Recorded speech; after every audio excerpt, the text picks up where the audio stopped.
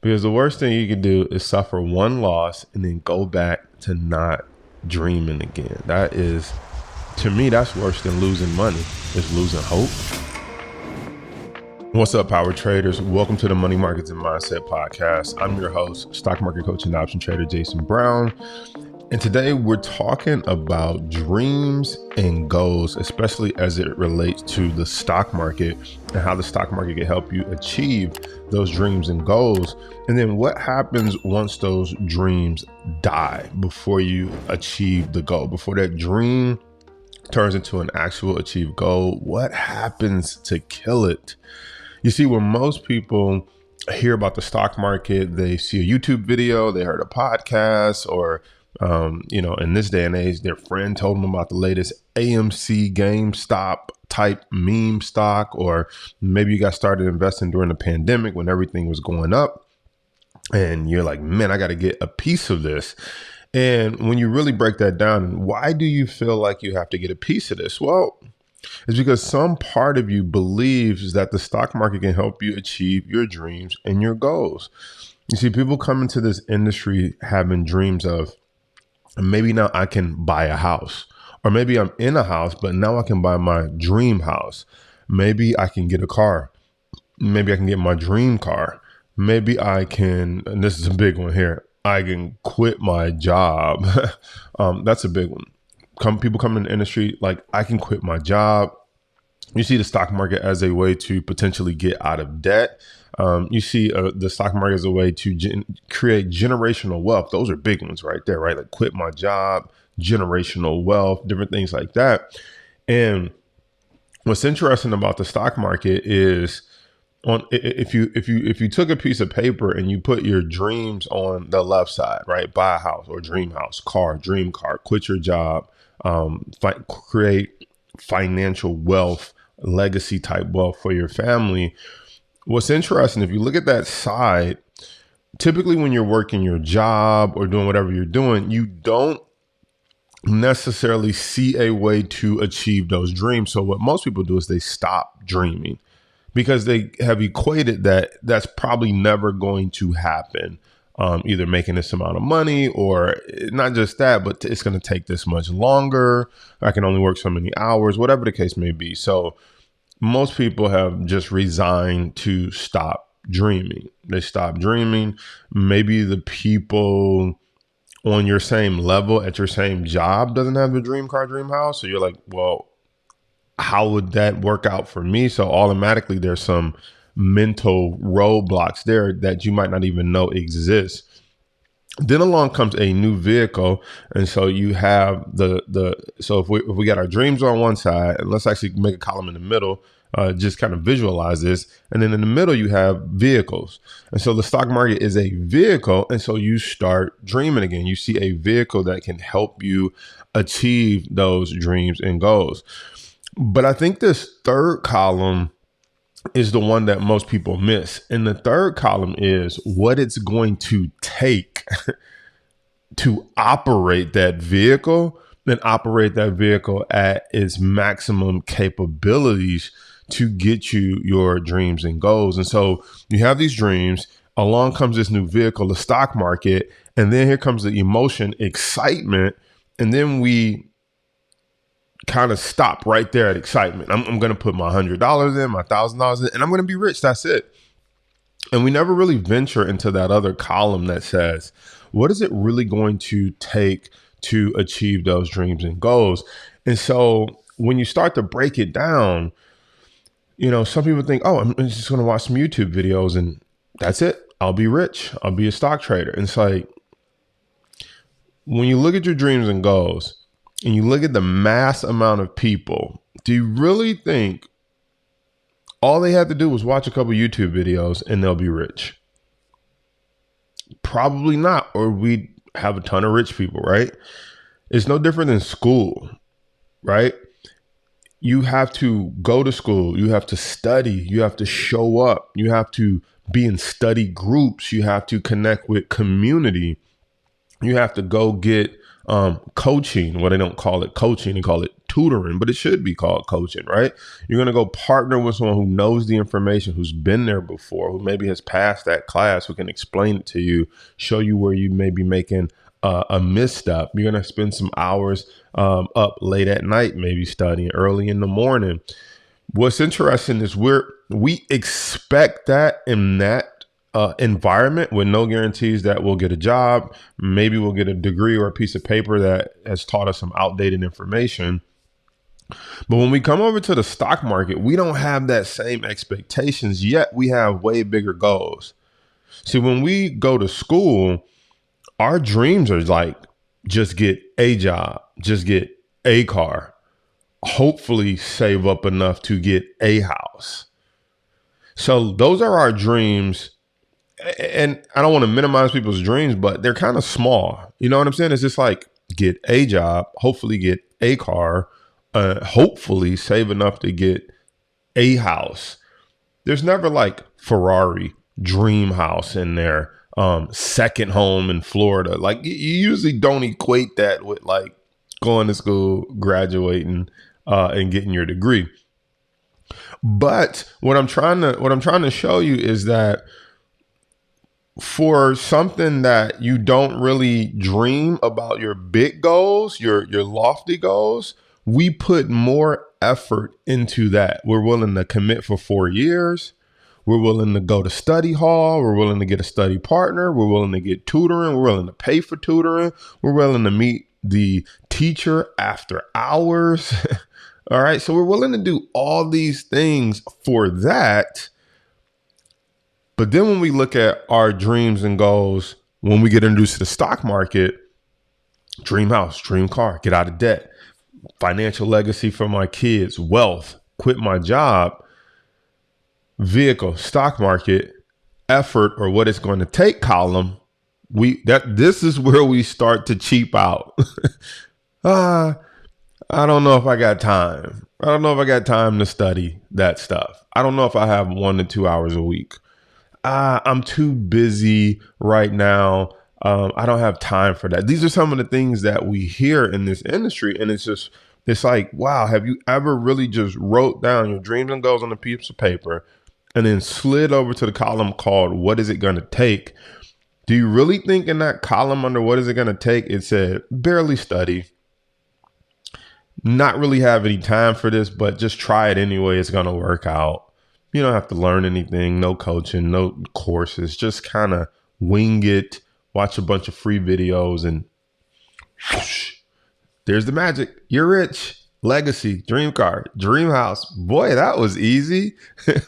We should have a that was easy button for that. So what am I trying to say here?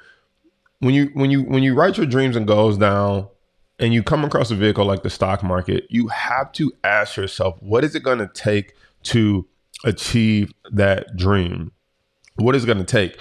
You could also write that column a different way. So there's the column, what is it going to take? But you can also switch it and say, what price am I willing to pay for these dreams and goals? What price am I willing to pay for my dream car, my dream house, financial wealth, legacy wealth? Like, what price am I willing to pay? That's another way of saying, like, here's what it's going to take, but what price are you willing to pay to achieve those dreams and goals? You know, I believe if people would write down the price that they're going to pay, they could be real with themselves and say, like, look, I don't have that in me. But most people, that's a hard thing to say. It's like, I don't have that in me. Most people won't look at me like, I'm going to study 2 hours, 3-4 hours a week. I'm going to read 50 stock charts a day.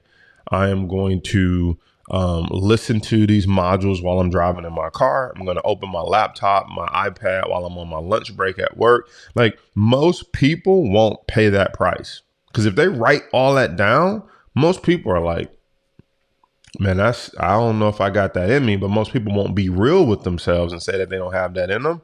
So they'll say stuff like, I'm going to do it, but later. I'm just waiting. I'm going to wait till the moment is right? All these ambiguous terms. And what happens is you never end up doing anything, or you get into the game without recognizing those columns And then we go to what happens in step 2, which starts to kill your dreams, which is you encounter your first loss. Listen, everybody at some point in the stock market will encounter their first stock market loss. It's just inevitable. You will lose money at some point. No one just gets in this game and skates right to the top, never lost any money, had the Midas touch, and all they did was profit their way to wealth. Doesn't happen. And so what happens is people get into this industry and they never think about, number one, what's it going to take to achieve the dream? And they never think about, number 2, what price are they going to have to pay? And I'm not talking about money. I'm talking about what price you're going to have to pay in effort. Most people never check that column. They don't even know that column exists. They're like, oh, I have to pay something. I have to give something of me, my time, my energy. Like, oh, I didn't realize that. Okay. And so then you come into the game, you don't realize what it's going to take. You never ask that question. You never ask what's it going to cost of you, or what price are you going to have to pay? Time away from your family, time away from your kids. And then you come into this game with $1,000, 2,000, or maybe even 5,000, and you put it all on black. You place your first trade and you lose money. And so you never thought about the price you're going to have to pay. You come in and put it all on black, and we already know that at some point you will lose money, typically maybe your first trade, because you don't really know what you're doing yet, especially if you haven't practiced. Most people won't even practice. We say practice 10 trades until you're right 7 out of 10 times, or you're net profitable. That is when you are ready for real money. I'm going to say that again. If you've never heard me say that before, if you've never heard a coach tell you that before, we tell people all the time, practice 10 trades. People say, how do I know I'm ready for real money, Jason Brown? I'll tell you, make 10 trades. And are you right 7 out of 10 times? Okay. And the second one, if you're not right 7 out of 10 times, are you net profitable? Because what that tells me is, if you place 10 trades and you lose $100 on all 7, but you make $500 on 3, then you're net profitable. You lost $700, you made $1,500 net. You are profitable $800. What that has told me is that you have mastered the skill of being able to take a small loss. You've mastered the skill of being able to get out of a trade when it's going against you. All right. So there's a methodology and a reason why we say what we say. 10 trades, 7 out of 10 right, which means you've learned how to read the chart. You've learned how to pick the bottom. I shouldn't say pick the bottom, but identify a low risk, high reward area. And you've learned how to get in and get out and exit. So there's a reason why we pick the numbers we pick. We don't just pull them out of thin air.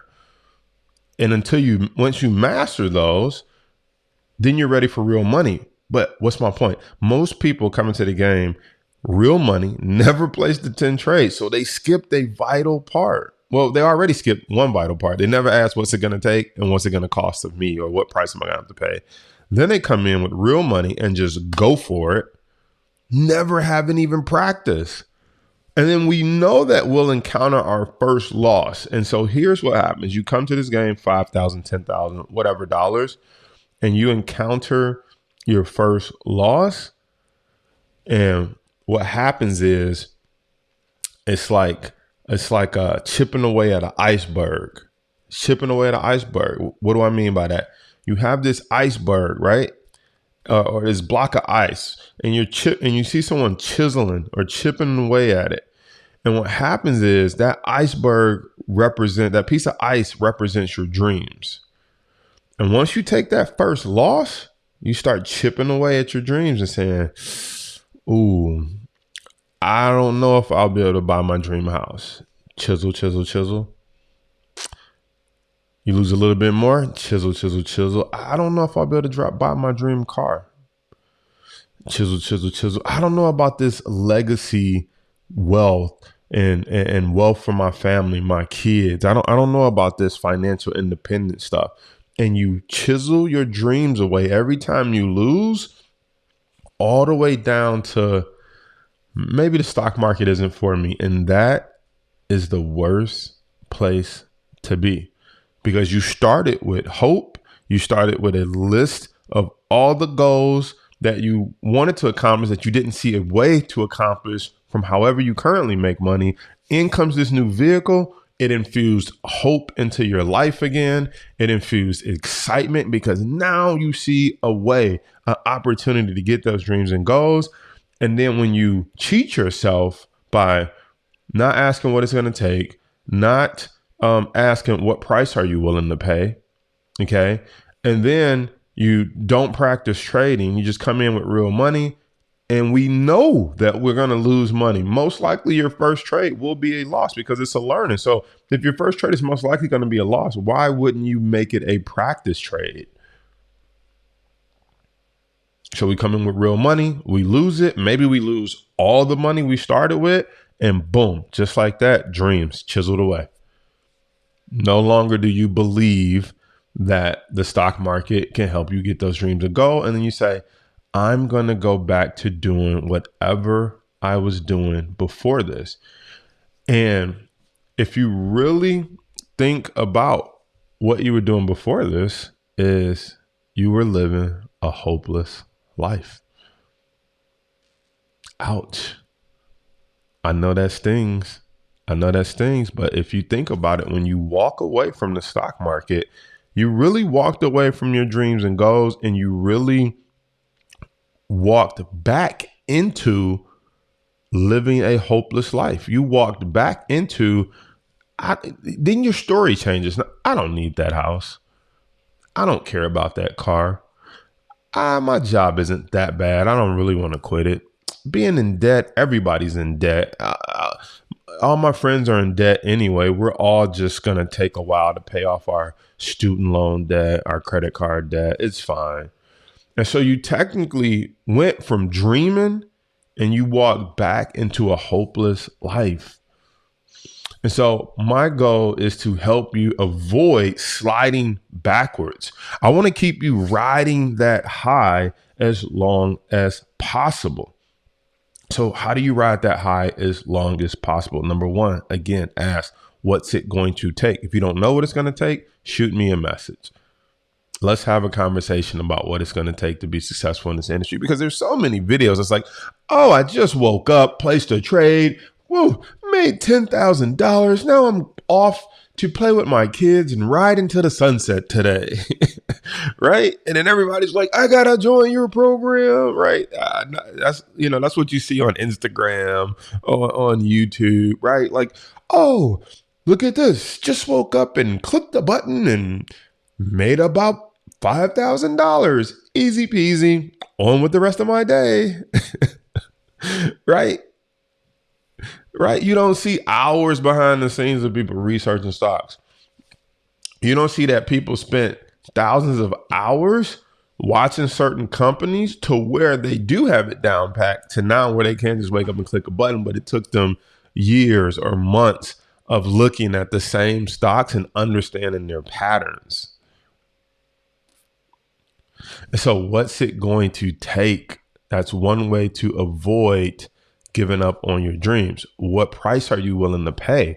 And I'm not talking about money. I'm talking about an effort is another way to avoid giving up on your dreams. And then knowing you're going to encounter a loss, most likely on your first trade, how are we going to avoid that and keep you riding that high? You're going to practice. See, here's what happens in practice. If you lose money, you're like, ooh, I'm glad I learned this in my practice account. If you make money, it builds your confidence to say, ooh, what would have happened had I had real money in this? So either way, you win by practicing. If you lose money, you're like, oh, let me make sure I know what I'm looking at. Let me make sure I understand the risk and rewards here. You make money, you're like, now I could see, had I had 1,000 in that would have translated into real dollars for me. Okay. And so the other way to keep riding that high and riding that energy is no matter what happens in the stock market, you need to remember the dreams and possibilities that day you felt when you saw that first YouTube video, you heard that first podcast, you heard that guy or that girl's story of how they made money. And you thought, man, what if this could happen for me? You need to bottle that up, which I know you can't bottle that emotion up. But the best way that I can help you to try to recreate that is, people say have a vision board. Maybe having a vision board with your family on it, next to that dream house, next to that dream car. Cut out on the vision board a pile of money and write debt over it. And then I want you to, in another portion of your vision board, show that money, that pile of money decreased and say no debt. And that meant you were paying off your debt. You got it down to zero, right? Have that vision board, that focus of like, why did I start this? Why did I start this? Because the worst thing you can do is suffer one loss and then go back to not dreaming again. That is, to me, that's worse than losing money. It's losing hope. Losing hope is worse than losing money. I can always make more money. But man, when you lose hope, that's a tough life.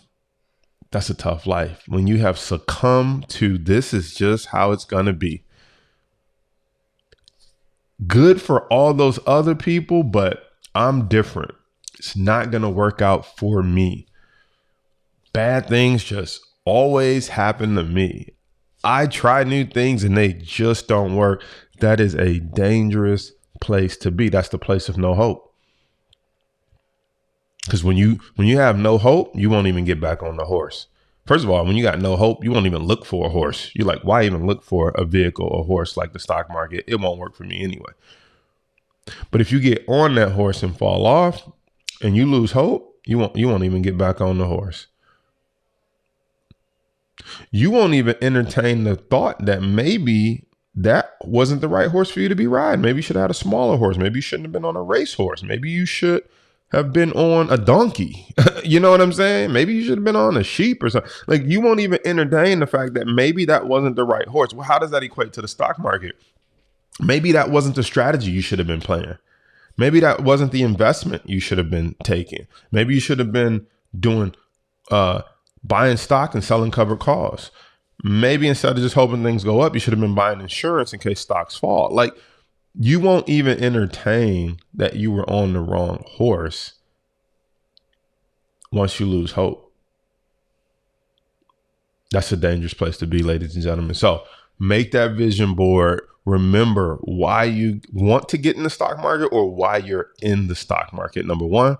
Number two, I want you to write down what's it going to take to be successful. If you don't know, research, look up Warren Buffett, look up anybody you respect in the industry, reach out to me and say, hey, what's it really going to take? Number three, I want you to ask yourself, what price are you willing to pay? Because it's going to require something of you to be successful in this industry. And then I want you to practice. And if you fall off the horse, I want you to go back, look at that vision board and remember why you got on it in the first place. I'm signing off saying, remember, you never go broke taking a profit. I'll see you on the next episode.